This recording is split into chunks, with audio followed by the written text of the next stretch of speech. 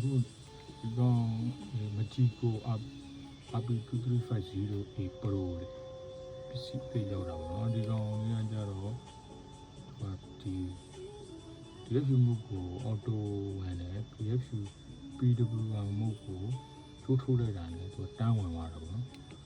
ဒါချိုးမထိုးရတဲ့အနေနဲ့ iPhone 11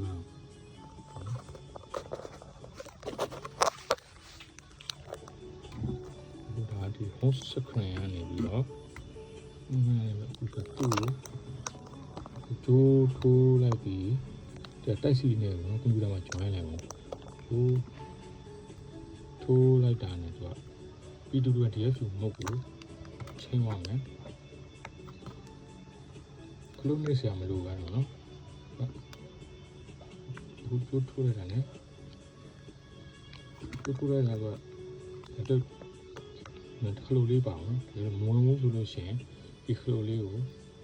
ချက်နေခလုံးဒီခလုံးလေးကို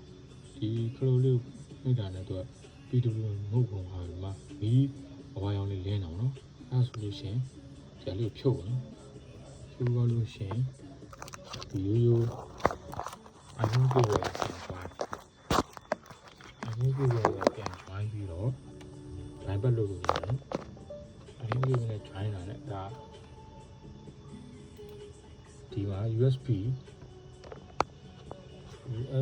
data mode ကိုသိပါပြီပေါ့နော် USB data mode ဒါဆိုဘန်ဘက်လုပ်လို့ရတယ်နော်ဒါဘန်ဘက်လုပ်ဖို့အတွက်သူ့ကိုဆက်ပြီးတော့ဒီသူ့ software လေးနဲ့ဒါဘန်ဘက်လုပ်တဲ့ software ပေါ့နော် software ကတော့ဒီ USB data mode ကိုဝင်ပြီးတော့သုံးတာတကယ်လို့ကိုကဒီ serial တွေပါလေဒီ origin serial rewrite လုပ်ရှင်တယ်ဆိုလို့ရှိရင်ဒီသူ့ရဲ့ software ရှိအောင်နော်ဒါသူ့ software နဲ့ပြန် join အောင်နော်သူ့ software ဖွင့်ပြီးတော့ဒီမှာ DFU ဆိုတဲ့ဟာကိုတစ်ချက်နှိပ်လိုက်ပါနော်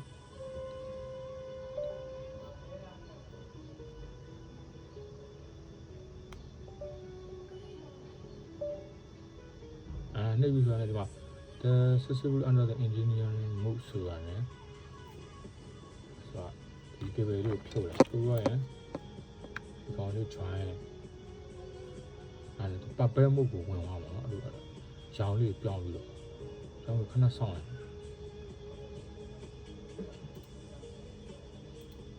ဒါသူ့ရပေါ့ပေါ့နော်ဒီတက်တည်အဲ့ဆိုတော့ဒီမှာသူ့ရဲ့ဒီမှာဒါသူ့ရဲ့ဒီ specificity ဟာတွေကြာလိုက်ပေါ့နော်ဒါသူ Wi-Fi address တွေပါဒီမှာသူက rewrite လုပ်လို့ရတယ် bucket လုပ်ချင်ရတယ်ဒီမှာဒါဒီနေ့ CJ ချင်းနေလည်းရတယ် Wi-Fi Bluetooth ပေါ့နော်ဒါ bucket သူ့ဒီ CJ က bucket ချင်းတာ bucket လုပ်တာပေါ့နော်ဒါ bucket လုပ်ဒါကတော့သူ့ရဲ့သုံးဝင်တာလေပေါ့နော်ဒီမုတ်ကနေတော့ပြန်ထွက်မှာဆိုလို့ရှိရင်ဒီကောင်လေးကိုတစ်ချက်နှိပ်ပေးလိုက်ပတန်လေးကို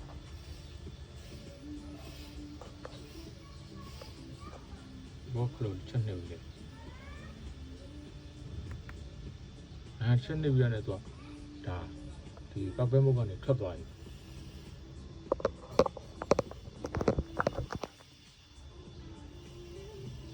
ဒါတော့သူနှစ်မျိုးသုံးလို့ရတာပေါ့နော်ဟို service ဆရာတွေအတွက်လည်းဒါအသုံးဝင် service ဆရာတွေ rewrite ဒီ iPhone A12 A13 ရဲ့ဒီ CPU တွေထဲမှာပါတယ် RAM ထဲမှာပါတယ်ဒီ address တွေကို rewrite လုပ်ချင်လဲသူ software နဲ့လုပ်လို့ရတယ်လို့ဒီ bypass software အတွက်လည်းသူကဒီ USB data မဟုတ်ကိုဝင်ပေးတယ်ဒီကောင်ကပို့ပြီးတော့အသုံးဝင်တာပေါ့နော်ဒါသူ့ဆုံးစပင်ပြန်ရောက်သွားပြီပေါ့နော်